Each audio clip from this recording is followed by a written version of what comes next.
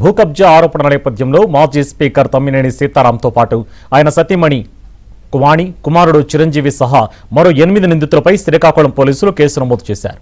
నకిలీ మరణ ధృవీకరణ పత్రాలతో 4 కోట్ల విలువైన భూమిని తమ్మినేని సీతారాం కుటుంబం చేజిక్కించుకున్నట్లు పోలీసుల విచారణలో తేలింది.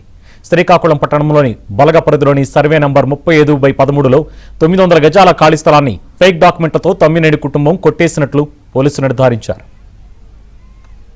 సంబంధించి అక్కడ జరిగిన ఒక ఫ్రాడ్ అంటే ఫేక్ డాక్యుమెంట్స్ పెట్టి దానికి రిజిస్ట్రేషన్ చేయడం, దానికి సంబంధించిన కేసుకి సంబంధించి ఈరోజు ఈ ప్రెస్ మీట్ పెట్టడం జరిగింది. సో ఈ ల్యాండ్ సైట్ వచ్చి మనకి చాపరం దగ్గర బలగ లిమిట్స్లో దీని వర్త్ ఒక 3 నుంచి 4 crores ఉంటుంది మనకి మార్కెట్ వాల్యూ. సో ఇది 35/13 ఇందులో ఉన్న సర్వే నెంబర్లో ప్లాట్ నెంబర్స్ 84, 85, 86. ఇది ఒక 900 square feet ల్యాండ్ సైట్ ఏదైతే ఉందో ఆ సైట్ని 1988 తర్వాత 1992లో ట్రాన్సాక్షన్స్ జరిగాయి.